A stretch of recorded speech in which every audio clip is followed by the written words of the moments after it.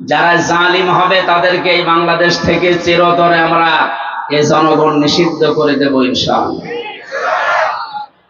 সামনে যেন কেউ জুলুম করার দুঃসাহস দেখাতে না পারে। আমি সিরাজগঞ্জ থেকে তার পরের বছর 7 সালে এই গোল চত্বর থেকে উঠেছিলাম সিরাজগঞ্জ রোড, কুষ্টিয়ায় যাচ্ছিলাম। বাসে বসে আছি, ড্রাইভারের পেছনে একটা কুকুর মরে পড়েছিল রাস্তার মাঝে, এই কাটাখালী এই টোল প্লাজা পাওয়ার আগে।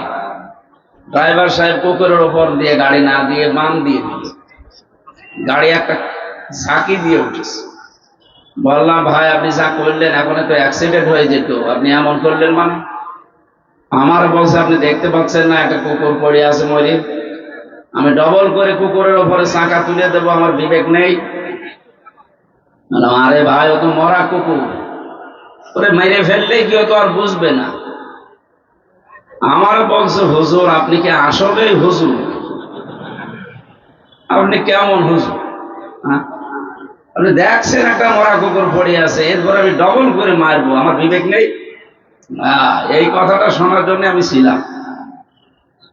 আপনি কোন ধর্মের লোক আমি জানি না, পরে জানলাম ওনার নাম সুব্রত নাকি যেন, হিন্দু মানুষ। আপনি একজন অমুসলিম, আপনার ঈমান নেই, কিন্তু আপনার বিবেক আছে। আপনার বিবেকে পৃথিবীর নিকৃষ্ট যে কুকুর মরে পড়ে আছে, তারপরও আপনি ডবল করে চাকা দিতে পারলেন না, আপনার বিবেকে বাধা দিতে। অথচ গত বছর এই অক্টোবরের এই 28 তারিখে লগি বৈঠার অর্ডার দিয়েছিল যে সারা দেশ থেকে আসো। ওনার কথা মতো সারা দেশ থেকে যারা গিয়ে জসিম ভাইয়ের মতো 11 জন মানুষকে পিটিয়ে মারার পরে যারা ড্যান্স দিয়েছে লাশের উপরে, আমার মনে হয় সবগুলো মার্ডার মামলার মূল হোতা যিনি, তাকে দায়ী করা দরকার। শুধু ওই সময়ে ওখান থেকে শুরু করে আপনি দেখেন, বিডিআর বিদ্রোহ থেকে শুরু করে যত রকমের, কেউ কেউ বলছে বিডিআর বিদ্রোহ। কিসের বিডিআর বিদ্রোহ?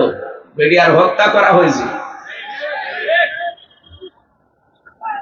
যতগুলো ঘটনা ইতিহাস হয়ে আছে, আমরা মাঝে মাঝে এই জন্যে তাম পৃথিবী থেকে আওয়াজ পাচ্ছি।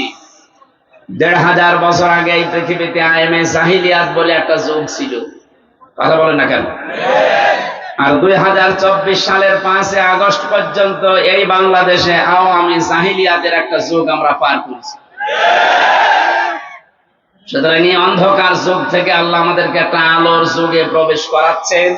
এই আলো যেন আমরা কোরআন হাদিসের মাধ্যমে জ্বালতে পারি। কোরআন হাদিস বাদ দিয়ে আলো জ্বালালে আলো টিকবে না। আমরা এখনো পর্যন্ত দেখতে পাচ্ছি অনেকে শিক্ষিত মানুষ, কিন্তু এই মানুষগুলো কাদের ফাঁদে পা দিয়ে যেন এই কথা বলতে চাচ্ছেন। কোরআন হাদিসের কথা যারা বলে তাদেরকে তারা মৌলবাদ বলে চালিয়ে দিচ্ছে। এই জিকির বন্ধ করা লাগবে। কার ফাঁদে পা দিয়ে আপনি এই জিকির করছেন আমি জানি না।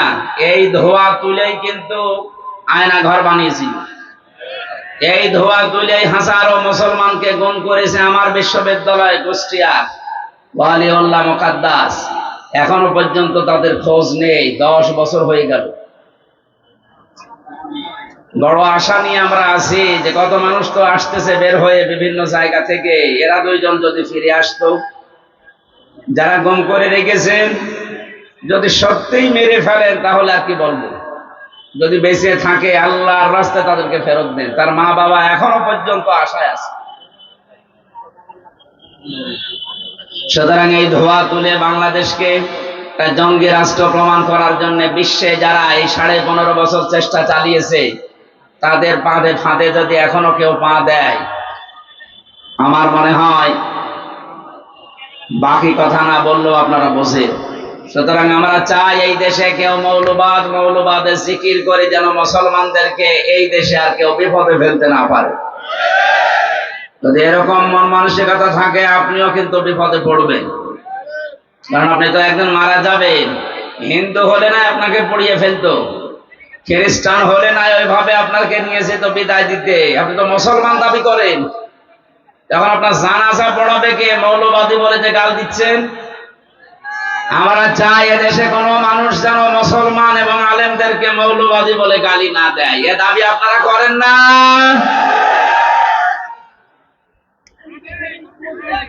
এই জন্য 2006 সালের অক্টোবরের 28 তারিখে যারা নৃশংসতার শিকার হয়ে জীবন দিয়ে গেল, আওয়ামী জাহেলিয়াত। আয়ামে জাহেলিয়াত ছিল 1500 বছর আগে। 6 সাল থেকে শুরু করে 24 সাল পর্যন্ত আওয়ামী জাহেলিয়াত আমরা পার করেছি। এটা যে একটা অন্ধকারের যুগ, এতে কোনো সন্দেহ আছে আমাদের? কোনো সন্দেহ নেই। একটা অন্ধকারের যুগ পার করলাম, সব ছিল অন্ধকারের ভেতরে। আল্লাহ আমাদেরকে অন্তত একটা আলোর মুখ দেখানোর চেষ্টা করে দিয়েছেন, বাস্তবতা দিয়েছেন সামনে, আমরা যেন এটা ধরে রাখতে পারি। এই জন্য কোরআনে কারিমের আলোচনাগুলো বেশি বেশি হওয়া দরকার, কারণ কোরআন হচ্ছে আলো। কোরআন কি? আল্লাহ বলেন হাযা বায়ানুল লিন্নাস, এটা মানুষের জন্য বক্তব্য, ওয়া হুদান, এটা পথ নির্দেশিকা, ওয়া মাউইযাতুন, এটা উপদেশ, লিল মুত্তাকিন, যে মানুষগুলো মুত্তাকি দাবি করে তাদের জন্য। আমরা যেহেতু আল্লাহর বান্দা মুসলিম, এদেশে 96% আমরা বাস করি, সেই হিসাবে কম বেশি আমরা সবাই মুত্তাকি, কিন্তু স্তর আছে। কেউ উপরে থাকবে, কেউ মাঝে থাকবে, কেউ নিচে থাকবে। জান্নাতের স্তর যেমন 8টা, মুত্তাকিদের স্তরও এরকম 8টা। যে যেই ধরনের মুত্তাকি হবে আল্লাহ তাকে ওই স্তরে জান্নাতে রাখবেন। আমরা যেন জান্নাতুল ফিরদাউসে যাবার মতো মুত্তাকি হতে পারি, বলেন আমিন। এই ছেলে যাই করেন কথা বলবেন না ভাই, এমনি কন্ডিশন আমার ভালো না, যা বলছি জোর করে বলছি, কথা বলবেন না। দাঁড়িয়ে থাকেন, বসে থাকেন, অসুবিধা নেই, কথা বলবেন না। দরবারে ইলাহিতে শুকরিয়া আদায় করেন তো আলহামদুলিল্লাহ। দরুদ আর সালাম পড়ছি আমাদের নবী মুহাম্মদ রাসূলুল্লাহ সাল্লাল্লাহু আলাইহি ওয়াসাল্লামের প্রতি। কথা বলতে গেলে কিছু মানুষের মনের ভেতরে খটকা লাগে, না জানে আবার বিরুদ্ধে চলে যায় কিনা। আরে ভাই, আমি কোরআন দিয়ে কথা বলি, কোরআনের কথা শুনলে ভয়ে থাকবে, আতঙ্কে থাকবে তো তারা যারা মুনাফিক। আপনি কি মুনাফিক? ওই জামানায় এই সিস্টেম ছিল, যখনই কোনো আয়াত নাজিল হয়তো মুনাফিক যারা নামধারী মুসলমান ওপরে ওপরে ঘোষণা দিত কালেমার, ভেতরে ভেতরে তারা ছিল কপটতাকারী, তারা ছিল সংকীর্ণ মনে, কালো রোগ বিশিষ্ট অন্তর নিয়ে তারা বাস করত। নবীকে দেখাতো আসি, পেছনে যে আবু জাহেলের সাথে লাইন করত। এইরকম মানুষ যারা, তারা নাই ভয় পেতে পারে, তারা আতঙ্কে ছিল। 1500 বছর পরে এখনো বাংলাদেশে মুনাফিক আছে যে আপনার আতঙ্ক লাগে, না জানি আবার আমার বিরুদ্ধে চলে যায় কিনা। কয় আমরা যারা বসে আছি, কয় আমাদের তো কোনো টেনশন নেই। আল্লাহকে শুধু আমাদের না আপনারও জন্য আল্লাহ বলেন। সুতরাং আমি যা বলছি যদি মিলাতে পারেন যে না এটা বানানো কথা, তাহলে আমি বলবো না। কিন্তু যদি আপনি দেখেন যে না এটা তো কোরআনের সাথে মিলছে, কোরআন সংশোধন করবেন না নিজে সংশোধন হবেন। আশা করছি আপনি মনে প্রাণে এটা বিশ্বাস করেছেন। আমরা এবার কোরআনের একটা পয়েন্ট দিয়ে তেলাওয়াতকৃত আয়াতে যাব।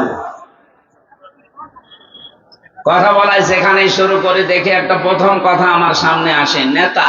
এই শব্দটা আসলেই অনেকেই মনে করছে এই দুনিয়ার বিষয়, আবার তাফসীর মাহফিলে তুলে নিয়ে আসা কি দরকার। আরে ভাই, এটা দুনিয়ার বিষয় না, এটা আখিরাতের বিষয়। সূরা আশ-শুআরা 19 নম্বর পারার 12 নম্বর পৃষ্ঠার 5 নম্বর লাইনের 151-52 নম্বর আয়াত। একটু মিলান দেখেন, মিলবে। ওয়ালা তুতিউ আমরাল মুসরিফিন আল্লাযীনা ইয়াফসিদুনা ফিল আরদি ওয়ালা ইউসলিহুন। এই বাংলাদেশে আমি যতগুলো তাফসীর পড়েছি, দেখেছি, অধিকাংশ মুফাসসির আয়াতের ব্যাপারে এইভাবে লিখেছেন। আল্লাহ বলেন পৃথিবীর মানুষেরা সবাইকে উদ্দেশ্য করে বলছি, ওয়ালা তুতিউ, বহু বছর এটা আমরাল মুসরিফিন, যারা দুনিয়ায় ইসরাফ করে, অপচয় করে, অপব্যয় করে, এই মানুষগুলোর অনুসরণ করবা না, এদের পেছনে থাকা যাবে না। আল্লাহ এতটুকু যদি শেষ করে দিতেন তাহলে আমি আয়াতটা এ পর্যন্ত বলে ইসরাফের ব্যাখ্যা বিশ্লেষণ করে আমি এখান থেকে চলে যেতাম। পরের শব্দে আল্লাহ পাক ঘোষণা দিচ্ছেন, আল্লাযীনা ইউফসিদুনা ফিল আরদি। এই যে ইসরাফ করে যারা, অপচয় করে যারা, অপব্যয় করে কারা, এদের কিছু ধরন আল্লাহ পরের আয়াতগুলোতে দিয়েছেন। যারা এক নম্বরে দুনিয়ায় যারা ফ্যাসাদ সৃষ্টি করে। কে সৃষ্টি করে? বলেন বলেন। ফাসাদ মানে? ফাসাদ মানে জ্ঞানজাম শুধু না, ফাসাদের 9টা অর্থ প্রধান। প্রথম অর্থ, ফাসাদ মানে মানুষের তৈরি করা আইন কানুন। এই দুনিয়ায় যারা মানুষের তৈরি করা আইন আর কানুন প্রতিষ্ঠার জন্য চেষ্টা চালায়, এরা আন্দোলন করে, মিছিল মিটিং করে, কাজ কারবার করে, আল্লাহর ভাষায় তাদের অনুসরণ করা জায়েজ নেই। যে বাংলাদেশে যদি কোন রাজনৈতিক দলের কাজ এটা হয়, তাহলে আপনি ওখানে যদি থাকেন, আল্লাহর এই আয়াত আপনি মানেননি, এ আয়াত কিয়ামতে আপনার বিরুদ্ধে দাঁড়াবে। আপনি কি বিশ্বাস করেন কোরআনের কোন আয়াত আপনার বিরুদ্ধে যদি কিয়ামতে অবস্থান নেয় আপনি মাফ পেয়ে যাবেন? বলেন না কেন? আরে ভাই, দুনিয়ায় কি সব হয়ে গেল? আমি তো আপনাকে বাঁচাতে চাই, আশা করছি আপনি কথা বুঝতেছেন। ওয়ালা তুতিউ আমরাল মুসরিফিন আল্লাযীনা ইউফসিদুনা ফিল আরদি। সুতরাং এই বাংলাদেশের সাথে আয়াতটা এবার মিলাবেন। মানুষের তৈরি করা আইন যারাই প্রতিষ্ঠা করতে চায়, সে যে দলের লোক হোক, ওর পেছনে থাকা জায়েজ নেই। এখন যদি বলেন হুজুর এটা তো আমার সাথে মিলে যাচ্ছে, আমি করবো কি? আমি কি আয়াত নতুন করে নাযিল করব? যদি মিলে যায় তাহলে আপনি ওখান থেকে চলে আসেন। যাদের সাথে মিলছে না আপনি তাদের কাছে যান। না, এই আয়াত বলা বেশি হয়ে গেল। কিসের বেশি হওয়া? আল্লাহ যা বলেছে আমি তো সেই ফোর্সেই বললাম। আমার মানা না মানা আপনার বিবেকের ব্যাপার। যদি না মানেন তাহলে আল্লাহ যে ফেরেশতা দিয়ে মুগুর রেডি করছে, একবার দেবে বাড়ি 70 গজ নিচে চলে যাবে। কথা বলেন না কেন? হ্যাঁ, ধারণা আসতে পারে আমি নামাজ পড়ি, আমি রোজা রাখি, আমি চিল্লায় যাই, তারপরও মানে আপনার নামাজ রোজা আপনার চিল্লা নেওয়ার জন্য আল্লাহ বসে আছে। এইটাই যদি হতো তাহলে লূত নবীর স্ত্রী, তাকে আল্লাহ জাহান্নামে দিত না। সে নবীর স্ত্রী, তার নিজের দোষ ছিল না, কিন্তু সে দলে দলে এমন মানুষদেরকে সাপোর্ট করত যারা চরিত্রহীন, যারা আল্লাহর বিধান পাল্টিয়ে পুরুষে পুরুষে বিয়ে করত। এই মানুষগুলোর সাপোর্ট করার কারণে নবীর স্ত্রীকে যদি আল্লাহ জাহান্নামে দেয়, আর যারা আল্লাহর আয়াতের পরিবর্তে মানুষের তৈরি করা আইন কানুন প্রতিষ্ঠা করতে চায়, তারাও ওই লোক নবীর জামানার উম্মতের মতো। তারা আল্লাহর বিধান পাল্টিয়েছে, আর আপনি আল্লাহর বিধান বাদ দিয়ে নতুন করে আর একটা বিধান প্রতিষ্ঠা করতে চান। বিষয় একই। উনি নবীর স্ত্রী চরিত্রহীন মানুষদেরকে সাপোর্ট করার কারণে যদি জাহান্নামে যায়, হামজা চরিত্রহীন মানুষদেরকে, যারা আল্লাহর আইন মানে না, আল্লাহর বিধানের পরিবর্তে অন্য বিধান নিয়ে আসে, এদের চরিত্র পৃথিবীর সবচাইতে খারাপ, কারণ এরা ফ্যাসাদ সৃষ্টিকারী। এই কথা বলেন না কেন? আমি ইঙ্গিত দিলাম, আশা করি আপনি বুঝেছেন। এরপরেও যদি কেউ না বোঝার ভান করে থাকে, মোনাজাতের পরে আসেন, আপনার কানের কাছে মুখ নিয়ে বলছি, জোরে তোর বলা যাচ্ছে না।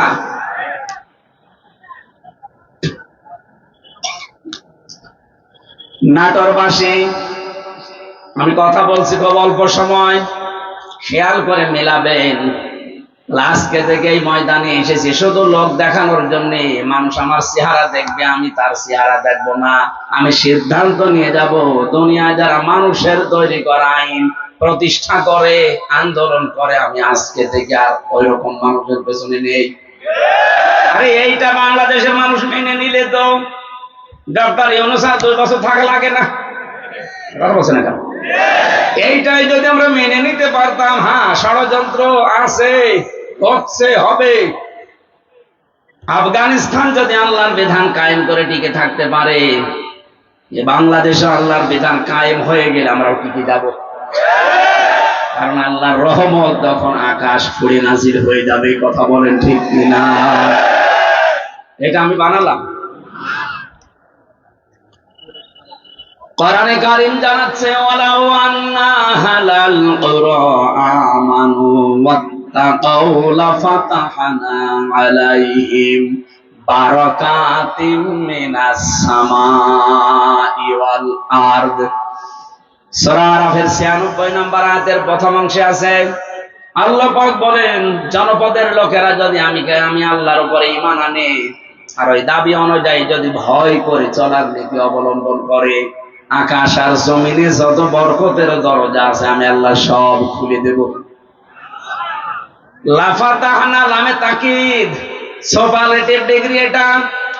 আল্লাহ নিজে গ্যারান্টি দিচ্ছেন যে আমি খুলে দেব। 1 বিঘা জমিতে যদি 20 মণ ধান হয়, যে জনপদের লোকেরা আল্লাহর প্রতি সঠিকভাবে ঈমান আনার পরে তাকে মেনে চলার সিদ্ধান্ত নেবে, আল্লাহর আইনগুলো, আল্লাহ গ্যারান্টি দিলেন ওই এলাকার জন্য, জনপদের জন্য যত বরকতের দরজা জমিন আর আকাশে আছে সব খুলে দেব। আল্লাহর এই গ্যারান্টি আমাদের এখনো বিশ্বাস হচ্ছে না। কথা বলেন না কেন? যদি এটা আমরা বিশ্বাস করতাম, এদেশে বহু মানুষ কিন্তু এটা বিশ্বাস করানোর জন্য জান প্রাণ দিয়ে তারা খাটতেছে। আপনি তাদের কষ্টের মূল্য দিতে চান না। ও ভাই, আমি নাম ধরেই বলছি, আমিরে জামাত ডাক্তার শফিকুর রহমান, উনি সেই পর্যায়ে আছেন। ওনার যা টাকা পয়সার মালিক, আল্লাহ ওনারে বানিয়েছে, ওনার যে ব্যবসা প্রতিষ্ঠান আছে, উনি মানবতার জন্য যদি কাজ না করে, চিন্তা ভাবনা না করে, শুধু নিজে খাবো, নিজে করে যতদিন আছে বেশি আরামে আয়েসে কাটাবো, কোনো ব্যাপার ছিল না। ওইরকম জীবন আর একটা পেলে উনি কাটাতে পারতো। কথা বলেন না কেন? এই ঝানঝাবি ক্ষুব্ধ রাস্তায় ওনার আসার দরকার কি? কেন আজকে সিলেটে, কালকে চট্টগ্রামে, এরপরের দিন নাটোরে, এরপরের দিন খুলনায় এত দৌড়ানো লাগবে? তার আর কি অভাব আছে আপনার মতো? তাতে বিশাল হাসপাতাল আছে, ওইটা দিয়ে যদি জায়েজ পন্থায় উনি করে খেতে চায়, মরণ পর্যন্ত হালাল রুজি খেতে পারবে, 1 টাকাও হারাম উপায় করা লাগবে না।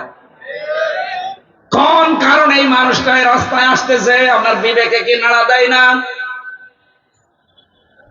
উনি বুঝেছেন খায়রুন নাস মান ইয়ানফাউন নাস। হাদিস, নবীজি কিন্তু খায়রুন নাস বলার পরে মান ইয়ানফাউল মুসলিমুনা বলেননি, যে মানুষের ভেতরে ওইটা উত্তম যে পৃথিবীতে শুধু মুসলমানদের উপকার করছে এবং করবে না। এনফাউ যেটা মোজারে, বর্তমান, ভবিষ্যৎ, প্রেজেন্ট, ফিউচার, এরপরে আল্লাহর নবী মুসলিমুনা দেয়নি, দিয়েছে খায়রুন নাস মান ইয়ানফাউন নাস। পৃথিবীতে শ্রেষ্ঠ মানুষ আল্লাহর দরবারে ওইটা যে বেশি বেশি নামাজ পড়ে না, যে বেশি বেশি রোজা রাখে না, যে বেশি জিকির করে। কখনো নবী যে কথা বলেননি, বিশ্ব নবী জানিয়েছেন ওই লোকটাই আল্লাহর কাছে সবচাইতে দামি, যার দ্বারা মানুষের উপকার হয়, কল্যাণ হয়। আর পৃথিবীতে মানুষের কল্যাণের জন্য সব চাইতে বড় মাধ্যম আল্লাহর বিধান। এটা যতদিন পর্যন্ত না আসবে ততদিন মানুষের আসল যে কল্যাণ এটা সাধন করা সম্ভব না। আর আংশিক আমাদের কাছে আছে, এই জন্য আমরা আংশিক কল্যাণ পাই। যতদিন পর্যন্ত এটা প্রতিষ্ঠিত না হবে, বাস্তব যে কল্যাণ, আকাশের দরজা, জমিনের বরকতের দরজা খুলে যাবে, এটা আপনি দেখতে পাবেন না। সুতরাং এইটা প্রতিষ্ঠার মাধ্যমে আল্লাহর এই দরজাগুলো আমরা খুলতে চাই। কথা বলেন ঠিক কিনা? এই আয়াতের ভেতরে আমরা কয়েকটা জিনিস পেয়েছি। 1 নম্বরে যারা ইসরাফ করবে, দুনিয়ায় অপচয় করবে, অপব্যয় করবে, তাদের ব্যক্তিগত জীবনে, পারিবারিক জীবনে, সামাজিক জীবনে, রাজনৈতিক জীবনে, অর্থনৈতিক জীবনে, আন্তর্জাতিক জীবনে, রাষ্ট্রীয় জীবনে, সব জায়গায় যারা শুধু অপচয় করে, জামা একটা হলেই হয় প্রতিদিন নতুন নতুন একটা করে শার্ট পরে, এরকম মানুষ এই দেশে আছে এবং ছিল। কথা বলেন না কেন? এটা অপচয় না? দুনিয়াতে যাকেই দেখবেন উনি অপচয়কারী, অপব্যয়কারী, তার পেছনে থাকবেন না, কারণ সে একটা নিজের শয়তান। নামাজ পড়েননি আপনি, শয়তানের কথা আমি কোরআনে পাইনি, বলেন তো কোন আলেম পেয়েছে কিনা? রোজা রাখে না, সে শয়তানের কথা আল্লাহ পাক বলেননি। হজ করেননি আপনি, শয়তানের কথা আমি পাইনি। কিন্তু যারা অপচয় করে, অপব্যয় করে, এই মানুষগুলোকে আল্লাহ বলেন এরা শয়তানের ভাই।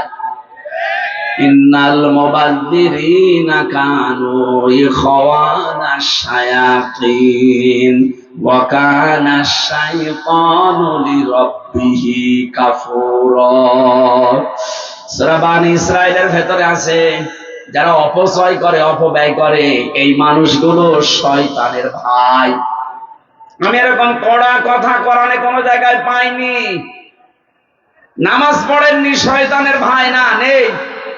কিন্তু অপচয় করলে সে শয়তানের ভাই হয়ে যায়। ঘোষণাকার এই 15.5 বছর আমরা এটা অনেককে দেখতেছি। এই 15.5 বছরের ভেতরে যত অপচয় হয়েছে, অপব্যয় হয়েছে, এগুলো যদি অপচয় অপব্যয় না করে শুধুমাত্র জনগণের জন্য, রাষ্ট্রের কাজের জন্য ব্যবহার করতেন, আল্লাহর কসমে এই দেশটা কিন্তু দাঁড়িয়ে যেত। আমরা তো এইটাই চাচ্ছি, অপচয় অপব্যয় বন্ধ করেন, সত্য এবং ন্যায়কে দেশে প্রতিষ্ঠা করে দেন। যা আছে এইটা নিয়ে আল্লাহ দেশ দাঁড় করিয়ে দেবে। নবীজিকে আল্লাহ বলেছিলেন, হে নবী, আপনি এখান থেকে চলে যাচ্ছেন, কিন্তু এই দোয়াটা করেন আমার কাছে, আকুর রব্বি আদখিলনি মুদখালা সিদকি ওয়া আখরিজনি মুখরাজা সিদকি ওয়া জাআলনি মিন লাদুনকা সুলতানান নাসীরা। এই শেষের যে কথাটা, আল্লাহ তুমি আমাকে এমন একটা রাষ্ট্র ক্ষমতা দান করো যেখানে তোমার সাহায্য থাকে। আমার তো মনে হচ্ছে দেশে একামতে দিনের দায়িত্ব যারা পালন করে, তাদের একটা মানুষকে মুখ দিয়ে যদি বলাতে পারেন, তারা যদি বলে আমরা জামাতে ইসলামের প্রতিষ্ঠা চাই, আমি আজকে থেকে তওবা করে ফিরে আসবো। আপনি যাকে জিজ্ঞাসা করে সে জীবনেও বলবে না আমরা জামাতে ইসলামের প্রতিষ্ঠায় দেশে চাই। তারা বলতে বাধ্য হবে আমরা আল্লাহর কোরআনের প্রতিষ্ঠা চাই। এইটাই তো আসল বিষয়। এই কথা বোঝার চেষ্টা করো। আল্লাহর কোরআনে কারীম যদি দেশে প্রতিষ্ঠিত সত্যি হয়ে যায়, আমি আপনাকে গ্যারান্টি শুধু না, অনেকেই দিচ্ছে, এদেশে চাঁদাবাজি থাকবে না। আজ আমরা অনেকে আতঙ্কে আছি, বাইরে গেলে অনেককে মেরে ফেলছে মানুষ বিভিন্ন কায়দায়। এই গ্যারান্টি কোরআনে কারীম দিয়েছে 1500 বছর আগে। ফামান তাবিআ হুদায়া ফালা খাউফুন আলাইহিম ওয়ালা হুম ইয়াহজানুন। আমার পাঠানো হেদায়েত যদি কেউ অনুসরণ করে চলতে পারো, আমি আল্লাহ গ্যারান্টি দিচ্ছি কোনো ভয় থাকবে না, কোনো চিন্তা থাকবে না। স্বাধীন হয়েছে ঠিক, কিন্তু এখনো ভয় আছে না নেই? এখনো অনেক আওয়ামী জাহিলিয়াত যারা, এ মানুষগুলোর কারণে এখনো ভয়ে ভয়ে আছি। এই ভয়টা থাকবে না যদি এটা কায়েম হয়ে যায়। এই জন্য আমরা গ্যারান্টি দিতে পারি, এটা কায়েম করে দেন। আল্লাহর ঘোষণা মিথ্যা হবে না। তখন আপনি ঘরের ভেতরে যেভাবে নিরাপদে আছেন, রাস্তাঘাটে ওভাবে নিরাপদে থাকবেন। আমরাও এটা চাই না। বলেন বলেন। আজ বিভিন্ন দ্রব্য মূল্যের ঊর্ধ্বগতি বাড়তেছে, এইটাও বন্ধ হওয়া সম্ভব।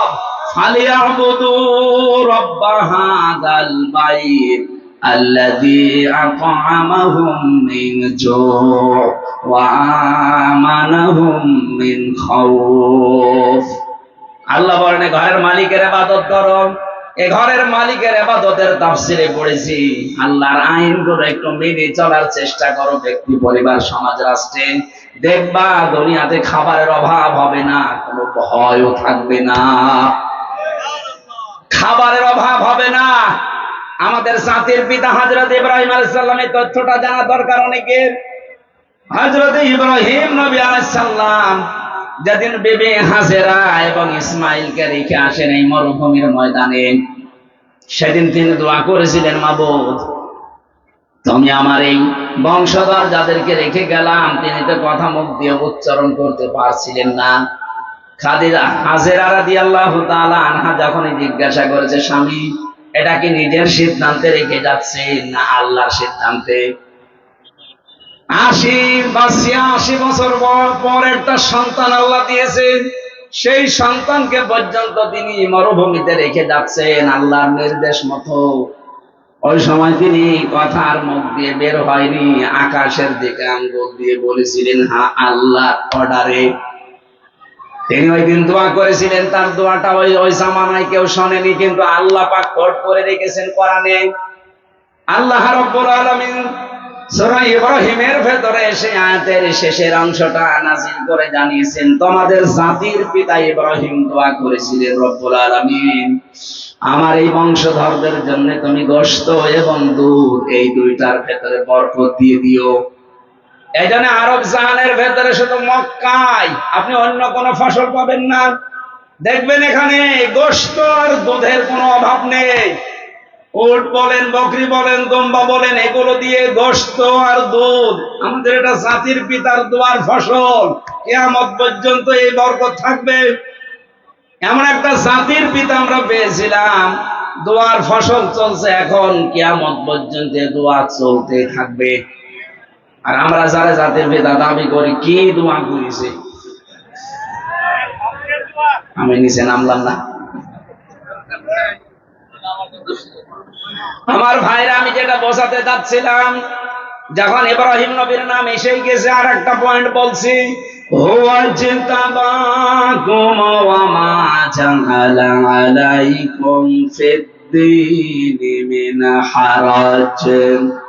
আল্লাহ বলেন তিনি সে আল্লাহ যিনি তোমাদেরকে নির্বাচিত করেন।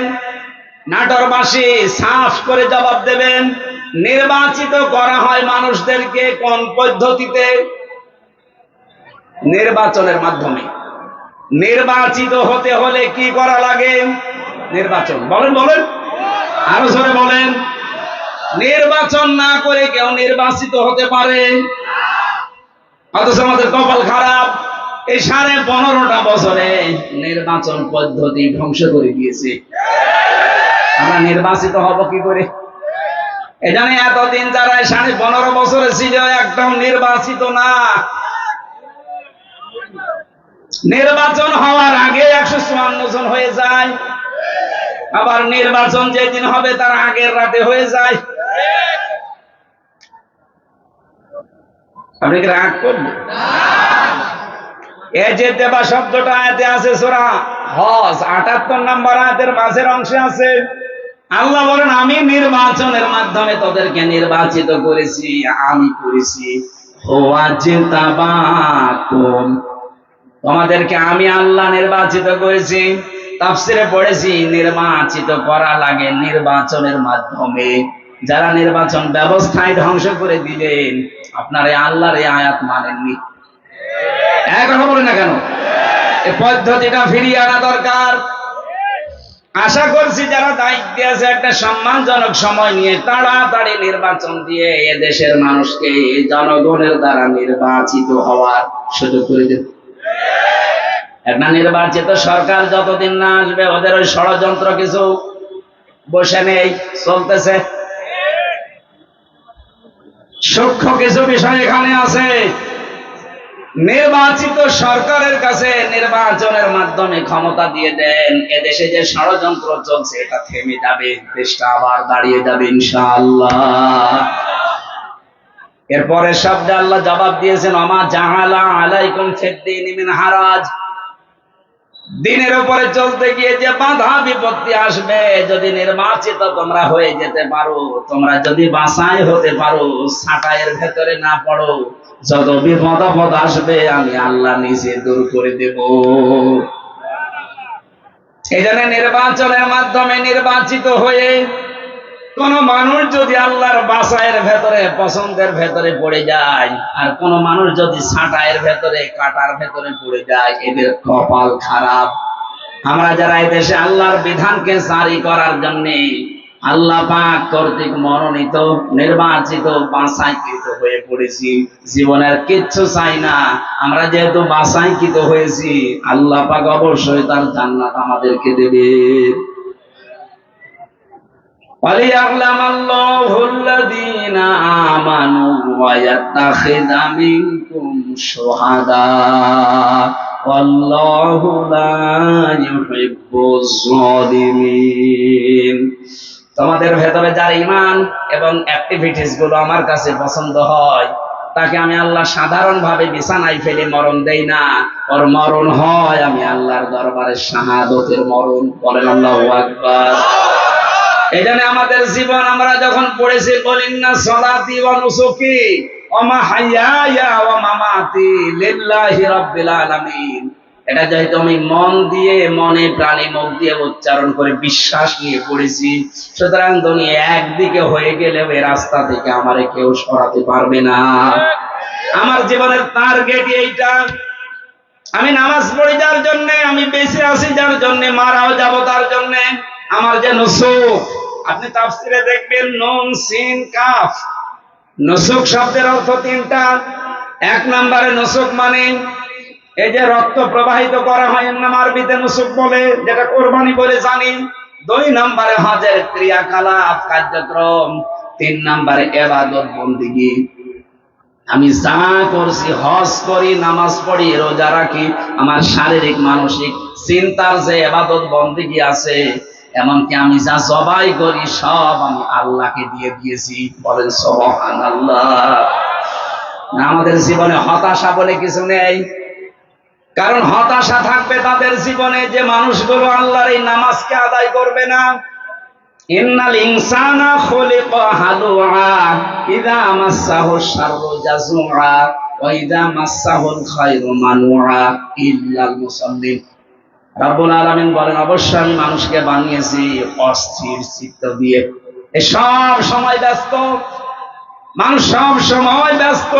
কোন নিয়ামত পেলে সে কৃপণ হয়ে যায়, আর কোন অশুভ কিছু আসলে, কোন ক্ষতি, কোন অকল্যাণ, কোন কষ্ট যদি স্পর্শ করে তাকে, সে তখন হতাশ হয়ে যায়। এই গুণগুলো বলতে বলতে হঠাৎ আল্লাহ আলোচনার ধরন পাল্টিয়ে দিয়েছেন। আল্লাহ কিন্তু ভালোই বলছিলেন, ইন্নাল ইনসানা খুলিকা হালুআ ইযা মাসসাহুশ শাররু জাযুআ ওয়া ইযা মাসসাহুল খায়রু মানুআ। হঠাৎ আলোচনার ধরন দিয়ে পাল্টিয়ে চলে গেছেন অন্য লাইনে। আল্লাহ বলেন, ইল্লাল মুসাল্লিন। এই সমস্ত গুণ পৃথিবীর সব মানুষের ভেতরে আছে। এরা সবসময় অস্থির, এরা বিপদ আসলেই হায় হতাশ করে, আর নিয়ামত পেলে কৃপণ হয়ে যায়। কিন্তু তারা নয় যারা মুসল্লি। কারা? কোন মুসল্লি? আল্লাযীনা হুম আলা সালাতিহিম দাঈমুন, যারা তাদের নামাজে নিয়মিত। আমার মনে হয় এই আয়াতটা থেকে বাংলাদেশ জামাত ইসলামী, ইসলামী ছাত্র শিবির আর ইসলামী ছাত্রী সংস্থা একটা পয়েন্ট নিয়েছে। ওনারা যাই নামাজ পড়বে ওনাদেরকে লিখে রাখা লাগে যে আমি আজকে এই কয়েকটা নামাজ পড়েছি। আপনি এক ওয়াক্ত নামাজ পড়েন, দুই ওয়াক্ত পড়েন, আপনি মুসল্লির ভেতরে নেই। আপনাকে নামাজ দাইমন নিয়মিত পড়া লাগবে। এই জন্য আপনি জামাতে পড়লেন না একা পড়লেন, ওইটাও লেখা লাগে। এক কথা বলছেন না? আপনার জীবন পরিবর্তনের জন্য সিলেবাসটা খুব জরুরি। আপনি যদি এখানে নাও আসতে চান, শুধু সিলেবাসটা কাছে রাখেন, 6 মাস আপনি কাছে রাখলে আপনার জীবন পাল্টাতে বাধ্য। আরে ভাই, আমি নিজে তো পরীক্ষিত। 6 মাস রেখে দেখেন না কেন? আপনার জীবন যদি উচ্ছৃঙ্খল থাকে, বিশৃঙ্খলায় পরিপূর্ণ থাকে, আশা করছে আপনার জীবনকে আপনি কন্ট্রোলে নিয়ে আসতে পারবেন। আপনাকে আমি দাওয়াত দিচ্ছি না যে আপনি শিবির করেন, জামাত করেন, দরকার নেই। আপনার জীবনকে যদি সুগঠিত, সুশৃঙ্খল, সংগঠিত করতে চান, একেবারে লাইন মতো তুলতে চান, আল্লাহর এই আয়াতগুলোর পরে যে ইল্লাল মুসাল্লিন আল্লাহ দিয়েছেন, এটা যদি বাস্তবে দেখাতে চান, এই ফরমটা একটু দোকান থেকে কিনে নিয়ে হলেও পূরণ করেন। দেখবেন, আমি কসম দিয়ে বলছি, আপনি পাল্টিয়ে যাবেন। কারণ এই ফরমগুলো সব কোরআনে কারীম থেকে ধারাবাহিক ভাবে নিয়েছে। সুবহানাল্লাহ বলতে পারেন না?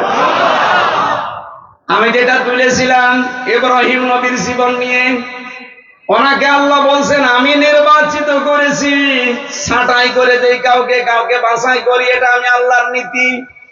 এই জন্য আমরা যারা একামতে দিনের লাইনে আছি এই বাংলাদেশে, তারা হীনমন্যতায় ভুগবেন না, ছোট মনে, নিজেকে কখনো ছোট মনে করবেন না। আপনি পৃথিবীতে সবচাইতে দামি মানুষ, কারণ আল্লাহ আপনাকে নির্বাচিত করে ফেলেছে। আল্লাহ তার দ্বীনের জন্য আপনাকে ছাঁটাই করেনি, বাছাই করে নিয়েছে। আর এইটাই তোমাদের জাতির পিতার আদর্শ। এরপরে শব্দে আছে মিল্লাতা বিকুম ইব্রাহিম হুয়া সাম্মাকুমুল মুসলিমিন। বলেন আল্লাহু আকবার। আমি যেখান থেকে কথা তুলেছিলাম আপনাদের মনে আছে কিনা দেখেন তো। আমাদের জাতির পিতা হযরত ইব্রাহিম আলাইহিস সালাম দোয়া করেছিলেন মক্কার জমিনে, হে আল্লাহ তুমি আমার এই সন্তান এবং স্ত্রীর পরবর্তী প্রজন্মদের জন্য রিজিক হিসাবে গোশত এবং দুধের ভেতরে বরকত দিও। দেখবেন পুরা আরব জাহানের ভেতরে বাংলাদেশের মতো 14টা দেশ জোড়া দিলে যত বড় হবে, পুরা আরব জাহান এত বড়। আমি তো বহু জায়গায় ঘুরেছি হজের সময়, মাত্র 7 দিন 5 দিনে তো হজ হয়ে যায়, বাকি সময় 45 দিন আমি কি করব? গাড়ি ভাড়া করে হোক আর বিমানে টিকিট কেটে বিভিন্ন প্রদেশে খালি ঘুরতাম। দেখেছি শুধু মক্কাতে দুধ আর গোশতের ভেতরে ওই ইব্রাহিম নবীর দুয়ার ফসল এখনো চলছে, এখানে কোনো অভাব নেই, কিন্তু অন্য ফসল পাবেন না। বাকি অন্যান্য প্রদেশে যান, তাইফে গিয়ে দেখেছি পাহাড়ের উপরে শহরটা, অথচ ফল ফলাদি ফসলাদির কোনো অভাব নেই। নাটোরবাসী আল্লাহর তাকওয়া যদি অবলম্বন করি, আল্লাহর প্রতি ঈমান এনে জমিনে আমরা আবার আল্লাহর বিধানগুলো প্রতিষ্ঠা করার মাধ্যমে দেখাতে পারি, কসম খোদার যে অভাবগুলো চলছে, যে সিন্ডিকেট গুলো চলছে, এইটাও বন্ধ হয়ে যাবে। একটা গোপন কথা শোনাচ্ছি, আজকে শুনে আসলাম। তাই 2 মাসের ভেতরে এই দেশে আমরা যারা মাজলুম ছিলাম, খালি জালেমদের ওই 14 দল বাদ দিয়ে যারা মাজলুম ছিলাম, এই মানুষগুলো যদি এখনো এক হতে না পারি। আপনি আজকে মির্জা আব্বাসের বক্তব্য দেখেছেন, উনি বলছে জামাত আর বিএনপি আমরা সবাই মিলে দেশকে সাজাতে চাই। পাকা খেলোয়াড়, পাকা রাজনীতিবিদ, আন্দাজে আবেগে কথা বলা লোক না, যা বলেছে চিন্তা ভাবনা করে বলেছে। আপনি একা পারবেন না। আরে ভাই, আপনিও মুসলিম, আমিও মুসলিম, জালেমরা সব আমাদের এক জায়গায় রেখেছিল।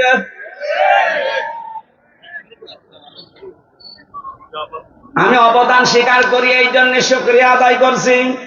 জনাব তারেক জিয়া সাহেবের পিএস আমার সাথে 3 বছর ছিল পাশে, শ্রদ্ধাভাজন বড় ভাই জনাব মিয়া নুরুদ্দিন অপু ভাই। ওই 4 দেওয়ালের মাঝে ভাইটা আমাকে বহু সাহায্য সহযোগিতা করেছে। ওনার বন্ধু ছিল গিয়াসউদ্দিন মামুন ভাই, ওনার দ্বারা আমি বহু উপকৃত হয়েছি ওই ভেতরে। কারণ ভেতরে আমাদেরকে এমন অবস্থায় রেখেছিল, জেলে না সেলের ভেতরে।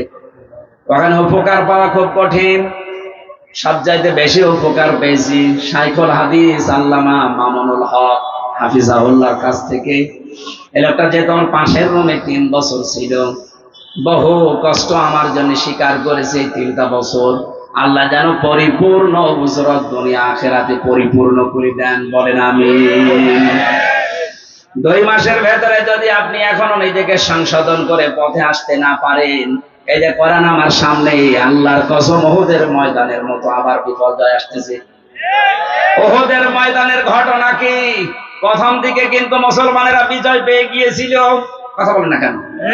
বিজয় পাওয়ার পরে যখন আনন্দে আত্মহারা হয়ে গনিমতের মাল গোছানোর জন্য, জোগাড় করার জন্য, নেওয়ার জন্য ব্যতিব্যস্ত হয়ে পড়েছে, তখনই কিন্তু মারা পড়েছে। কথা বলেন না কেন? 5 আগস্টের পর থেকে বিজয় পেয়ে অনেকে এখন ওই সাহাবীদের মতো শুরু করেছে, গনিমতের মাল পেয়েছে যেখানে যা। আর এই সুযোগে খালিদ বিন ওয়ালিদের মতো অনেকেই কিন্তু ঘুরে বেড়াচ্ছে। এই জন্য আমরা মুসলিম যারা আছি সব এক হয়ে যেতে চাই। এই কথা বলছেন আমার? মুসলিমদের কোন দল নেই, মুসলিমরা সব এক। আপনার বিরুদ্ধে 313টা মামলা ছিল, আমার বিরুদ্ধে 50টা মামলা ছিল। আপনি তাকান, এখানে যত মানুষ বসে আছে ওই 14 দল বাদ দিয়ে প্রত্যেকের অবস্থা একই। আমাকে যিনি খাবার দিয়ে যেতে বললাম, ভাই কয়টা মামলা, কি করেন? বলে বাড়ি বড়গোনায় বিএনপি করি, 313টা মামলা। বলেন তো, 313টা মামলা দিয়েছে উনি। ধরা মুসলিম মানুষ না?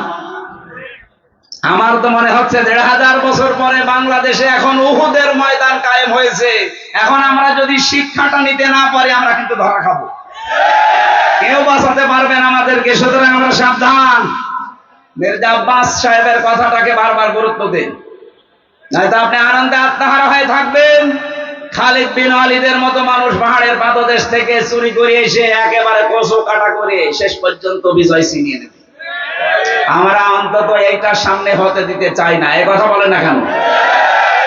জালেম যারা ছিল আর ওদের দোসর, ওদের কথা বাদ দিলাম, বাকি আমরা যারা মজলুম সে যে দলের লোক হন, মাজলুমদের কোন দল এখন আর নেই। মাজলুমদের একটাই দল, যেহেতু এখন স্বৈরাচার নেই, আমরা সব মাজলুম আমরা দেশকে সাজাতে চাই।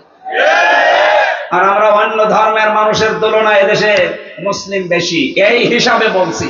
অন্য ধর্মের লোক যদি 96% থাকতো আমি এটা বলতাম, যেহেতু এখানে 96% আমরা আর যাই করি মুসলিম। কথা বলে না কেন? এই পরিচয় থেকে আপনি বের হয়ে যেতে পারবেন যে না আমি ফুল হাতা বলতে পারবেন, আমার হাফ হাতা। কথা বলছেন এখানে? এখানে ফুল হাতা আছেন, কোনটা হাত তোলেন তো? নাই, আলহামদুলিল্লাহ। না আছে দু একটা, বাজারে মাজারে বসে আছে। এখানে কোন ফুল হাতা আছে? সব কি হাফ হাতা? কয়েকটা থাকতে পারে, ওই যে ওইটা এখনো তো দেয়নি, দু একটা আছে, ওগুলো দিয়ে দেবে। আমরা যারা হাফ হাতায় আছি, সত্যি কথা বলছি, আমাদের এই পরিচয় দেওয়াই লাগবে আমি মুসলিম। নামাজ রোজা হজ যাকাত হয়তো কম বেশি হয়ে যায় আমাদের, কিন্তু এই পরিচয় দেওয়া লাগবে না যে আমার নামের আগে মোহাম্মদ আছে, আমার নামের আগে সিরি আছে। কথা আমি লিখতে পারবো? কথা বলে না কেন? সুতরাং যারা মুসলিম এই শব্দটা লেখেন যে মোহাম্মদ, আমির, হামজা, তাদের এখন সব এক হওয়া লাগবে, সব একদিকে চলে যাক। 15.5 বছরের স্লোগান ছিল যে আমরা স্বৈরাচার বাদ দিয়ে সব এক, সেই সুযোগ আল্লাহ তৈরি করে দিয়েছে। সুতরাং আমরা সব এখন কি এক? বলেন বলেন। এক হওয়ার জন্য যে সামনে যে বিষয়গুলো রাখা লাগে তার ভেতরে অন্যতম কোরআনে কারীম। আর কোরআন বলছে দুনিয়া যারা ইসরাফ করবে, অপচয় করবে, অপব্যয় করবে, আপনারা তাদের সাথে থাকবেন না। এখন আপনি ভাগ করে নিন। এখন হওয়ার পরে এখন দেখবেন যে আপনি চূড়ান্ত ভাবে থাকবেন কাদের সাথে? 2 নম্বরে যারা ফাসাদ সৃষ্টি করে। ফাসাদ মানে কি বললাম? অর্থাৎ ফাসাদের 9টা অর্থের প্রথম অর্থ এটা, যারা মানুষের তৈরি করা আইন কানুন প্রতিষ্ঠা করতে চায়, আপনি আর সামনে তাদের সাথে থাকতে পারবেন। দেখবেন আস্তে আস্তে সব মুসলিম এক হয়ে গেছে। আল্লাহ আমাদেরকে আয়াতটা মেনে, আমি আয়াতটাকে বানালাম, বলেন বলেন। এটা আছে সূরা শুআরা 151 152 নম্বর আয়াত।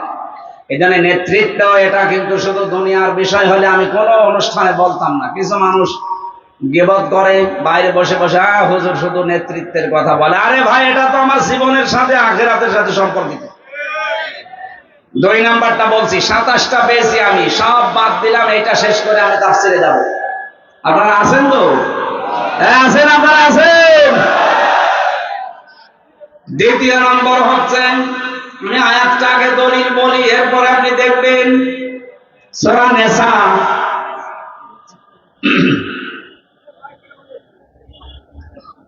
5 নম্বর পারার 2 নম্বর পৃষ্ঠা 11 নম্বর লাইনের 34 নম্বর আয়াতের প্রথম অংশে আছে,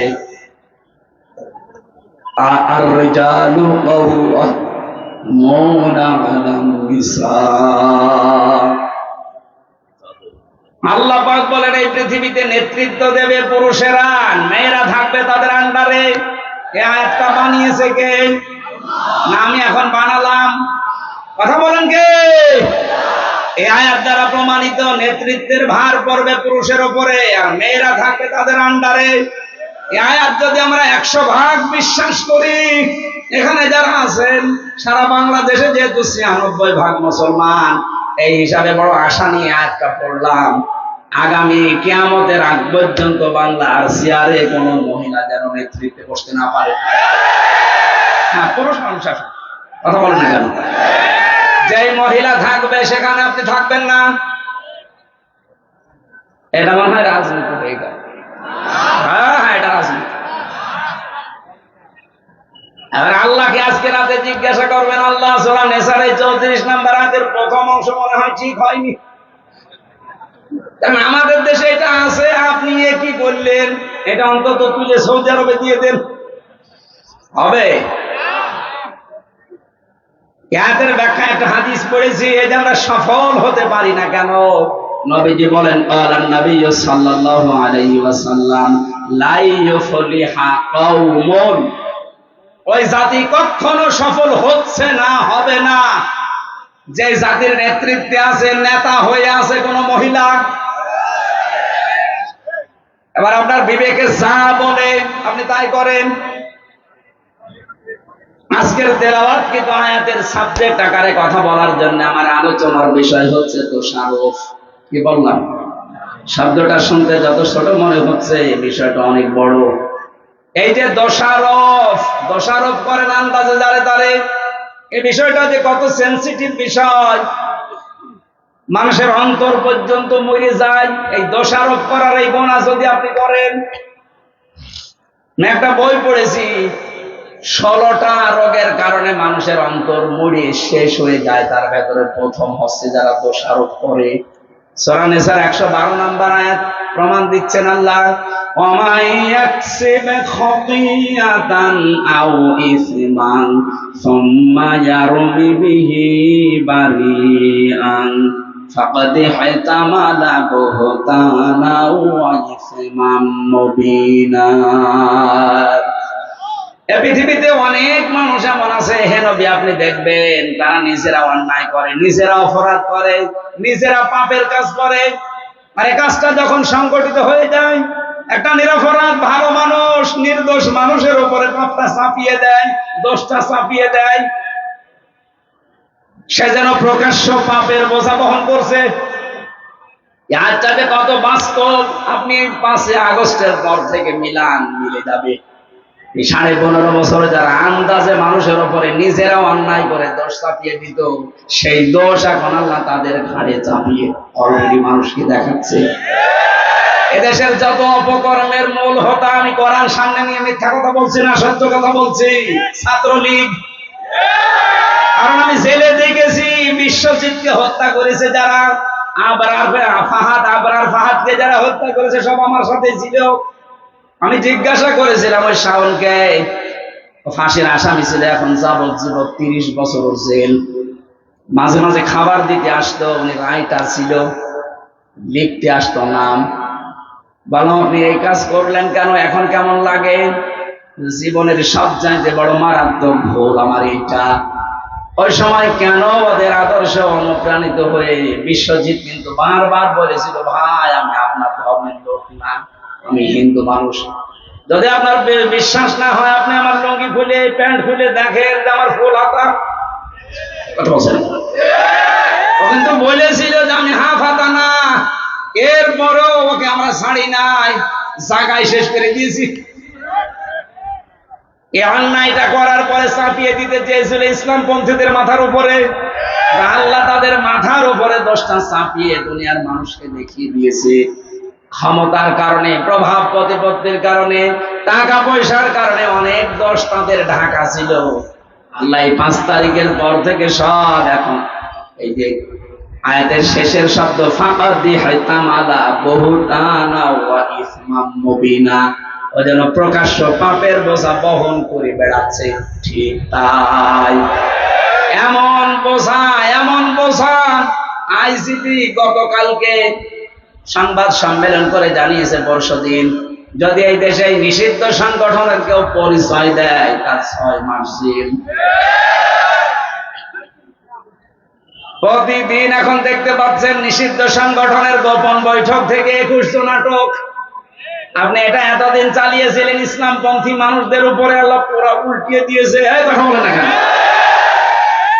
এই জন্য নিজে অন্যায় করার পরে যদি কোনো নিরপরাধ মানুষের উপরে চাপিয়ে দেন, ওই দোষটা দুনিয়াতে আল্লাহ আপনাকে দিয়ে করাবে, এরপরে আপনার মরণ হবে।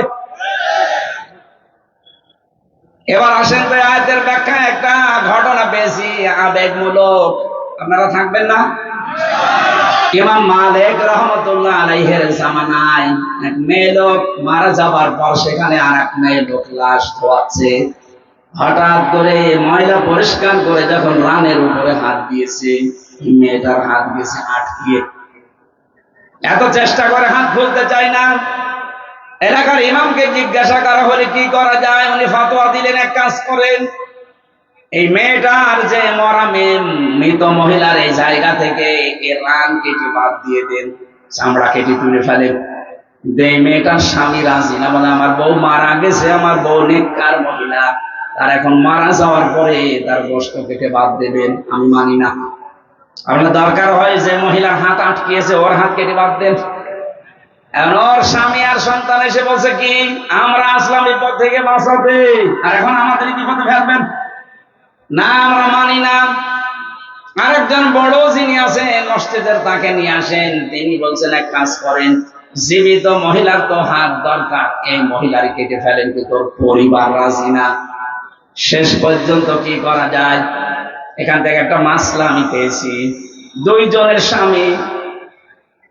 দুইজনের স্বামী কিন্তু ফতোয়া দিচ্ছে দুইজনের ব্যাপারে যে আমার স্ত্রী আল্লাহওয়ালা, আমার জীবিত স্ত্রীর হাত কাটতে দেব না। ওই যে মারা গেছে ওই মহিলা বলছে আমার স্ত্রীর এই রান কাটতে আমরা দেব না। বড় ঝামেলায় পড়ে গেল ইমাম সাহেব, কি করি এখন? ওই দেশের প্রধান বিচারপতি, যিনি বিশ্বের নাম করা একজন আলেম, ইমাম মালিক রাহমাতুল্লাহ আলাইহি, মদিনায় তিনি থাকেন। 80 কিলোমিটার দূরে এই ঘটনা। ঘোড়ায় চড়ে তাকে নিয়ে আসা হচ্ছে, আপনি আসেন বিচারটা করেন, নয়তো আমাদের এলাকায় রক্তক্ষয়ী সংঘর্ষ হবে। আর এই মহিলা তো বিপদে আছে, হাত তুলতে পারে না, এত টানাটানি করে আমরা লাশ উঠে চলে আসে। এখন এই মরা মহিলার সাথে জীবিত মহিলাকে তো কবর দেওয়া লাগবে।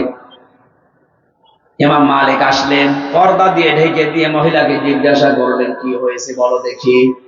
মেয়েটা বলছে, কিচ্ছু হয়নি, আমি কিচ্ছু জানি না, শুধু কান্দে কান্দে। ইমাম মালিক বলেন, কান্দা বন্ধ করো, সত্যি করে বলো, আমার কান্দে কিন্তু কোরআন হাদিসের রাডার আছে, তুমি যদি সত্যি নাও বলো আমি ধরে ফেলবো। মেয়েটা ভয়ে ভয়ে তখন বলছে, হ্যাঁ আমি একটা কাজ করেছি। একে যখন ধোয়াচ্ছিলাম, হঠাৎ করে ধোয়ানোর শেষ পর্যায়ে এর রানের উপরে হাত দেওয়া অবস্থায় একটা মন্তব্য আমি এর উপরে নিক্ষেপ করেছিলাম। মনে মনে বলেছিলাম যে তোমার চেহারা তো সুন্দরী আছে, কিন্তু তোমার ভেতরের অবস্থা খারাপ, তোমার চরিত্র খুব খারাপ। এই যে দোষটা আমি তার উপরে দিয়েছি, এটা আন্দাজে না, এটা আমি একবার দেখে তারপরে দোষ দিয়েছি। আমি কিছুদিন আগে এই মহিলার জীবিত থাকা অবস্থায় দেখেছি তার সাথে বাড়িতে একটা পুরুষ মানুষ ঢুকছিল। পুরুষ মানুষটা যে কে, ওই সময় ওই দিন ওই তারিখের উল্লেখ করে, কিন্তু আমি ওই সময় বুঝি না যে কে। আমি একটা আন্দাজে ধারণা, তার উপরে খুব ধারণা নিক্ষেপ করেছি, আমার চরিত্র ভালো না। এ কথাটা বলার পরে তার স্বামীর পক্ষ থেকে জিজ্ঞাসা করছে, অমুক তারিখে অমুক দিনে কে কে বাড়িতে এসেছিল। জানা গেল ওই মেয়েটার সাথে ওই তারিখে ওই সময় যেটা এসেছিল ওই মেয়েটা নিজের আপন ভাইয়ের ছেলে। ভাইয়ের ছেলে এই মেয়েটার কি হয়? ফুফু। কি হয় বলেন বলেন? ফুফু হয়। আমরা জানি কোরআন হাদিস পড়ে একজন মহিলার সাথে 14 জন পুরুষ মানুষ দেখা করতে পারে। কয়জন বলেন বলেন? তার ভেতরে আপন ভাইয়ের ছেলে একজন, কারণ এর সাথে এই মহিলার বিয়ে করা, বলেন না কেন? যার সাথে বিয়ে করা হারাম সে তো মাহারাম। তার সাথে ওই মেয়েকে আমি ঢুকতে দেখেছি, আমি তো বুঝি নাই, আমি মনে করছি কোন পুরুষ মানুষ নিয়ে ঢুকতেছে। এই যে একটা নেককার মহিলা, সতী সাধবী মেয়ে লোকের উপরে একটা তকমা লাগিয়ে দিলাম, একটা দোষ তার উপরে নিক্ষেপ করলাম।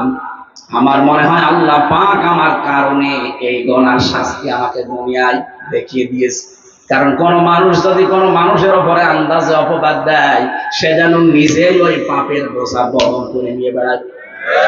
এখন পাপের বোঝা কি? এইটাই, আমার হাত আটকিয়েছে, আল্লাহ খুলতে দেয় না।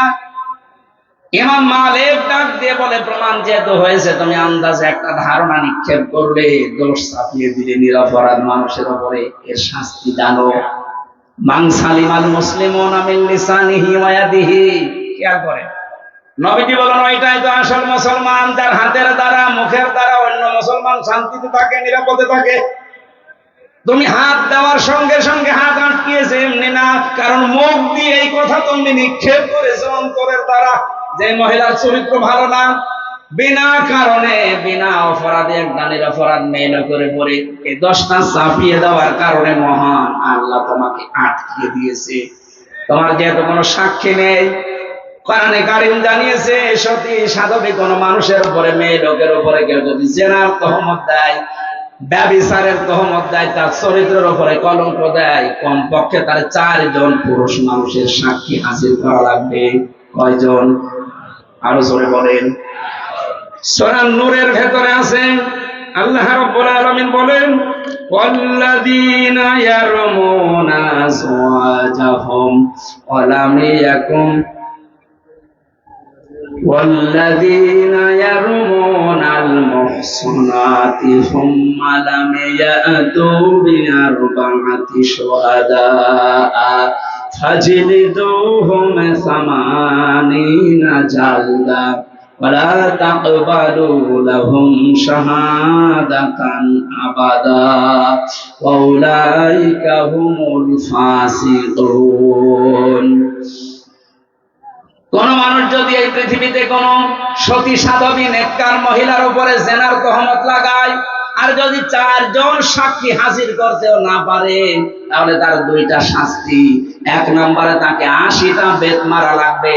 2 নম্বরে জীবনে কোনোদিন তার সাক্ষী আর আদালতে গ্রহণ করা হবে না। আমার তো মনে হচ্ছে আয়াতটা পড়ার পর বাংলাদেশে 53 বছর আগে যদি সংসদে আয়াতটা কার্যকর থাকতো, আল্লাহর কসম এদেশে বিনা কারণে মিথ্যা মামলায় কোনো মানুষ জেলে থাকতো না। আমার মনে হয় যারা এখন দায়িত্বে আছেন, সামনে শুনলাম সংবিধান সংশোধন হবে, এখানে যেন এই পয়েন্টটা যোগ করা হয়, যারা মিথ্যা মামলা দেবে, মিথ্যা সাক্ষী দেবে, এটা যদি আদালত কর্তৃক প্রমাণ করতে না পারে, 2 বছর 5 বছর 10 বছর জেল হয়েও যদি বেকসুর খালাস পেয়ে যায়, আমার মতো, আমার তো কোনো দোষ পাইনি, আমি নির্দোষ, আদালত কর্তৃক প্রমাণিত। সুতরাং বিনা দোষে বিনা কারণে নির্দোষ মানুষটাকে যারা 3 বছর জেলে রেখেছে, প্রমাণ তো করতে পারলেন না। আমার মামলা নাইর সাথে থেকে শুরু করে একেবারে টপ টু বটম যারা জড়িত, তাদেরও সামনে যেন এই আইনটা সংসদে পাস হয়। যারা প্রমাণ করতে পারবে না, যারাই জড়িত, তাদেরকেও অতদিন জেল খাটানো লাগবে। তাহলে দেখেন মিথ্যা মামলা এমনি বন্ধ হয়ে যাবে। আর 2 নম্বরের বড় গুরুত্বপূর্ণ বিষয়, যারা বিনা কারণে নির্দোষ মানুষের উপরে আন্দাজে দোষ চাপিয়ে দেয়, তাদের প্রথম শাস্তি 80টা বেত। 2 নম্বরে কোনোদিন তাদের সাক্ষী আর এই দেশে গ্রহণ করা হবে না। কত বড় শাস্তি আপনি লক্ষ্য করেছেন? 1,10,000-এর মতো মানুষ এই দেশে এখনো জেলে আছে। আমার মনে হয় 70,000 মানুষ কালকেই বের হয়ে যাবে যদি এই আজটা সংসদে কায়েম হয়। বহু নির্দোষ মানুষ জেল খাটতেছে, এমনি কিচ্ছু জানে না, মিথ্যা সাক্ষী দিয়ে তারা জেল খাটায় দিয়েছে। এই মামলার আয়ু থেকে শুরু করে যারা এর সাথে জড়িত, যারা পুরোপুরি কমপ্লিট করতে পারবে না, তাদেরও ওই শাস্তির আওতায় আনা লাগবে। তখন ছোটখাটো রাগারাগি হলেও আর পুলিশ দিয়ে ধরাবে না। না, যদি প্রমাণ করতে না পারি তো সাদা আমার কপালও আছে। ইমাম মালিক বললেন প্রথম শাস্তি হবে তোমার 80টা বেত, আর জীবনে তোমার সাক্ষী আর কোনোদিন মরণের আগে এই আদালতে গ্রহণ করা হবে না। জাল্লাদকে ডাক দাও, কারণ হাত তো ছুড়ানো লাগবে, হাত তো লেগে আছে, আঠার মতো লেগে আছে।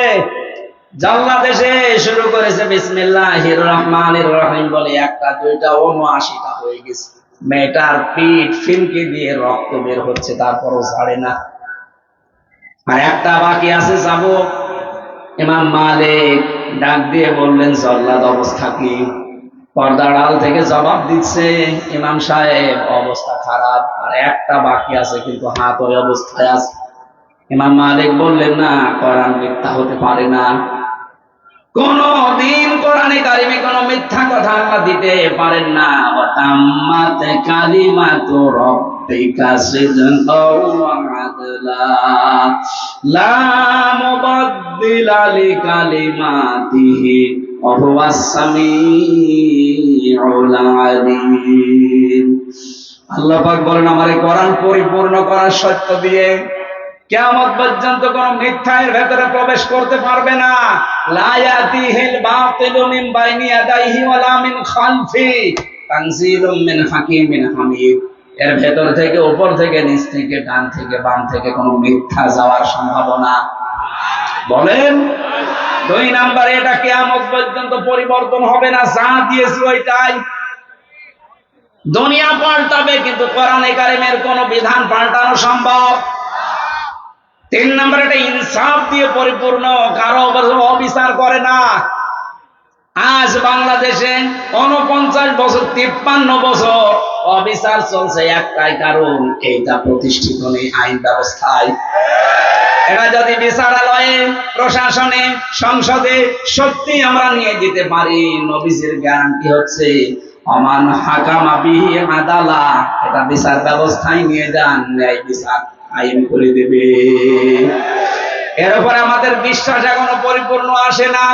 এই জন্য একে বাদ দিয়ে আমরা তৈরি করা আইন বিশ্বাস করে ওখানে নিয়ে যাই। মানুষের তৈরি করা আইনগুলো ওখানে যাবার পরে দেখা যায় ন্যায় বিচারের তুলনায় আরো দিন দিন অবিচার বেড়ে যাচ্ছে। আর আমার না অন্য কিছু ভাবলাম, আমি সবার কথা বাদ দিলাম, শুধুমাত্র ইসলামী আন্দোলন করার কারণে আমার যতটুকু দেখা চোখে, জামাতের আমির যিনি ডাক্তার শফিকুর রহমান যে বারবার ছেড়ে যাচ্ছে, নিজের ব্যক্তিগত কোনো কারণে না, দোষে না, শুধু ইসলামী আন্দোলন করার কারণে। ন্যায় বিচার থাকলে ওনারে এই বছরের পরে বছর জেল না, 1 সেকেন্ড ওনারে জেলে রাখার কোনো সম্ভাবনা নেই, কোনো অধিকারও থাকবে না। অনেকেই যারা উল্টা পাল্টা দোষ দেওয়ার মন মানসিকতা করেন, আরে ভাই উনি এসেছে ওইরকম লাইন থেকে, উনি মুক্তিযোদ্ধা পরিবারের সন্তান, উনি বাম রাজনীতি করতে করতে এসেছে, ওনারে যে আপনি উল্টা পাল্টা দোষ লাগিয়ে দেবেন যে আপনি আলবদর আসামস, আপনি রাজাকার, আপনারা নিজেরা তখন ধরা খাবেন, কারণ ছাত্রলীগ থেকে উঠে এসেছে। এখন মাঝে মাঝে সেজদা দিয়ে কাঁদে, রব্বুল আলামিন তুমি দয়া করে আমাকে যে একামতের দিনের খাদেম বানিয়েছো, যদি ওই অবস্থায় আমি থাকতাম আজ আমি জাহান্নামের পথে দৌড়াতাম। এইরকম কিছু মানুষ আল্লাহ বাংলাদেশে যারা তৈরি করে দেয়, যারা আজ না বুঝে একামতের দিনের বিরোধিতা করেন। আপনিও যদি ডাক্তার শফিকুর রহমানের মতো বুঝতে পারেন, দেখবেন আপনিও খাদেম হয়ে যাবেন। উনি যদি বাম থেকে এসে খাদেম হতে পারে, আপনি তো ডান পথে আছেন, একটু আসেন না কেন? আপনাকে ভর্তি হতে বলছি না, শুধু সিলেবাসটা একটু দেখেন। আমি এক ওসিকে পড়াতাম কুষ্টিয়ায়, এত বামপন্থী মানুষ, আল্লাহ রাসূল বিশ্বাস করে না, কিন্তু কোরআনে কারীম শুনতো খুব সুন্দর করে। যখন তেলাওয়াত করতাম ওই সময়, এমনিতে আমার গলার সময় আরো ভালো ছিল, সুর দিয়ে পড়ার সময় দেখতাম তা ধরে আছে, বলতো হুজুর বিভিন্ন কাজ কারবার করি, মজা পাই না, কোরআনের ভেতরে একটা মজা আছে, আপনি পড়েন। শুধু পড়েন তাই বলতো না, পড়তে পড়তে যখন ভালো লাগতো তখন আমাকে বলছে আপনি কিভাবে পড়েন, আমারে ওইভাবে পড়ানো শিখান, আমি যেন আপনার মতো পড়লেই বুঝি যে কি বলতে চাই। আমি যেমন ইংরেজি পড়লেই বুঝি যে আমি কি, আরবি পড়লেও যেন আমি বুঝতে পারি অন্তত কোরআনটা যে কি পড়ছি। এভাবে পড়তে হলে তো শাব্দিক অর্থ মুখস্থ করা লাগবে, আপনাকে কয়েকশো আরবি গ্রামার আপনাকে আয়ত্ত করা লাগবে। বলছে আমি পড়বো, পড়া আরম্ভ করেছিল। চিন্তা করলাম এই ফাঁকে ওনারে আমি ইসলামের দিকে নিয়ে আসতে পারি কিনা দেখি। একটা ছোট্ট বই দিয়েছিলাম, উপরের আর পেছনের পৃষ্ঠা খুলে দিয়ে, কারণ আমি জানি যে এই পৃষ্ঠা ওনারে দিলে জীবনও পড়বে না। 20 শতাব্দীর একজন অন্যতম মুজাদ্দিদ সাইয়্যিদ আবুল আলা মওদুদী আল উস্তাজ, ওনার লেখা কালিমার হাকিকাত, বই নেই একটা, দেখলাম এই বই দিলে পড়বে না, উপরের পৃষ্ঠা ছিঁড়ে ফেললাম, ওখানে নাম লিখে দিলাম অন্যজনের, পেছনের পৃষ্ঠা ছিঁড়ে দিলাম যে কোন জায়গা থেকে ছাপা হয়েছে ওর দিকে লেখা আছে, দরকার নেই। উপরেরটা পেছনেরটা ছিঁড়ে বাকি পৃষ্ঠা যেখানে 1 দিয়ে শুরু করা ওইগুলো দিলাম। চিন্তা করলাম লেখক কার নামে দিয়ে একজন মহিলার নাম লিখে দিলাম। অনেক পড়ার পরে বোঝে নাই প্রথমে, বললাম স্যার কি করেছেন? বলছে পড়েছি, ভালোই তো লাগছে, এই লেখক তো অনেক উচ্চ মানের লেখক, মানে নিজেও শিক্ষিত মানুষ, লন্ডন থেকে পড়াশোনা করা মানুষ, ওই সময় বাংলাদেশে যত ওসি ছিল সব জায়গায় বড় শিক্ষিত ওইটা, অ্যাডভোকেট, এদিকে লন্ডন থেকে অনার্স মাস্টার্স করে এসেছে এইরকম মানুষ। চিন্তা করলাম যে এরকম কয়েকটা দেওয়ার পরে আমার বলছে হুজুরের লেখক শুধু মেয়ে লোকের নাম উপরে কলম দিয়ে লিখা, আসলে আসল পৃষ্ঠা কই যা আছে কেমন লাগে? ভালোই তো লাগছে। আমি তো বহু বই পড়েছি জীবনে, কিন্তু এর লেখার মান অনেক উপরে, উচ্চাঙ্গের লেখক। এ লেখকের নাম কি? লেখকের নাম বললে আপনি এনার লিখিত বই আরো পড়বেন তো? হ্যাঁ পড়বো। যেই নাম বলেছি সে বই আরো দেবেন না, বই দেবেন না মানে ঠিক আছে, আপনাকে ওনার লেখা আর দেব না।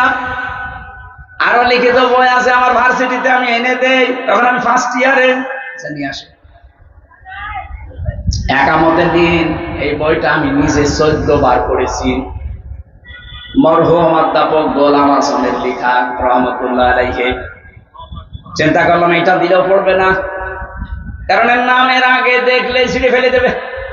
প্রথম পৃষ্ঠা, দ্বিতীয় পৃষ্ঠা, তৃতীয় পৃষ্ঠা ছিঁড়ে ফেললাম, ওখানে আমার নাম লিখে দিলাম, দেখি পড়ে কিনা। আমার তো ওই যোগ্যতা হয়নি, ফার্স্ট ইয়ারে পড়ে ওই বই লেখা কি আমাদের আগেও সম্ভব না। কি করি, এত পড়তে যাবে না। এই দিনের এখানে 19টা অর্থ দেওয়া আছে। উপমহাদেশে যে সমস্ত আলেম গুলো দিনের একামতে দিনের কাজ করে তাদের কেন মানুষ শত্রুতা করে, আর যারা খেদমতে দিনের কাজ করে তাদের কোন শত্রুতা করে না কেন? বিস্তারিত লেখা আছে ওর ভেতরে। পড়াটা বললাম পড়ে আমার শোনাবেন আগামী সপ্তাহে, মানে প্রতি সপ্তাহে একবার যেতাম পড়াতে।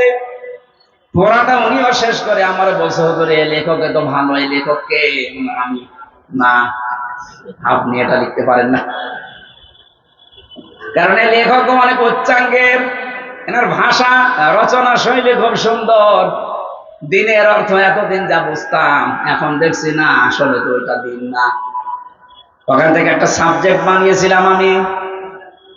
এই যে প্রচলিত যে ধারণায় তাওবা, জিকির, এরকম প্রায় 43টা বিষয় নিয়ে ভেজাল আছে আমাদের বাংলাদেশ, ভারত আর পাকিস্তানে। ওই সময় একটা আলোচনা দিয়েছিলাম যে স্যার এই আলোচনাটা আপনি দেখবেন। পড়াটা দেখার পরে আমার বলছে এতদিন আমি কি মনে করতাম আর এখন আমি কি দেখছি। পরবর্তীতে দেখলাম ট্রান্সফার হয়ে গেছে, এখন আর পরিচয় নেই, যোগাযোগও নেই। ওই সময় যা শুরু করেছিলাম আমার তো মনে হচ্ছিল ওরে যদি আমি একটা বছর এভাবে টিপস দিতে পারতাম, আমার আল্লাহ ওকে ডাক্তার শফিকুর রহমানের মতো ঘুরিয়ে দিত। আপনি এই জন্য আসবেন, আপনাকে আমি ভর্তি হতে বলছি না, সিলেবাসের কাছে আসেন। শেষ করে দেব, শেষ করে দেওয়া দরকার। আর একটা আছে তো, আমার দাওয়াত পেয়েছে টাকা লাগবে। এই আয়াত শেষ করতে তো এই যে ফাঁকা দেহে তামালা বহুতান, বহুতানের ভেতরে প্রায় 36টা না 37টা বিষয় লুকিয়ে আছে। আমি এই যে বই নিয়ে এসেছি আজকে, পড়াটা এর ভেতরে ব্যাখ্যা করা আছে। আমার প্রত্যেকটা আলোচনার সাবজেক্ট আকারে আমি তৈরি করি। এখান থেকে আমরা কিছু শিক্ষা আজকে নিয়ে গেলাম, কি বিনা কারণে কারো উপরে কোনো দোষ দেব না, অপবাদ দেব না। যেটা 15.5 বছর বেশি ছিল, এখনো পর্যন্ত অনেকে আন্দাজে দোষ দিয়ে দেয়। এটা মেয়েদের ভেতরে প্রবণতার বেশি, এই কথা বলে না কেন? এটা যে কত বড় মারাত্মক অপরাধ আপনি টের পাচ্ছেন না। যার ভেতরে যেই দোষ নেই, ওই দোষ যদি কেউ তার উপরে চাপিয়ে তাকে কালার করে, যতদিন আপনি ওই দোষ না করবেন ততদিন আপনার মরণ হবে না। আপনি আলেমদের উপরে জেনার তহমত দিয়েছেন, আপনি আলেমদেরকে উল্টা পাল্টা নাম দিয়েছেন, আপনাকে আল্লাহ ওই রকম উল্টা পাল্টা কাজ করাবে দুনিয়ায় যদি ওই আলেম ওই কাজ না করে থাকে। আজকে আমার সাথে মাওলানা হাফিজুর রহমান এসেছে, ওনার নামে একজন আমাকে মোবাইল করে উল্টা পাল্টা দোষ দিল যে ওনার চরিত্র এই এই, অথচ মনে করেন মাথায় নিয়ে বলতে পারে যে ওই দোষ ওনার ভেতরে নেই, পোড়াটা কালার করার জন্য ওই দোষ চাপিয়েছে। সুতরাং যে লোক এই দোষ দিলেন সেহেতু রেকর্ড হচ্ছে। যদি এটা ওনার দাবিতে আপনি মিথ্যাবাদী হয়ে থাকেন, এই যে 2 বারের কথা বলেছে যে চরিত্র খারাপ, এই দোষ আপনাকে যে আল্লাহ দুনিয়ায় করাবে, তারপরে আপনার মরণ হবে। কারণ ফাকাদ ইহতামালা বুহতানা ওয়া ইসমান মুবিনা, প্রকাশ্য পাপের বোঝা আপনাকে যে আল্লাহ বহন করাবে দুনিয়ায়। এই জন্য আমরা সাবধান থাকবো, কারো উপরে যেন দোষ চাপিয়ে না দেয়। আপনি দোষ চাপাবেন, আপনাকে আল্লাহ এরকম দোষের দোষী বানিয়ে বিদায় করবে।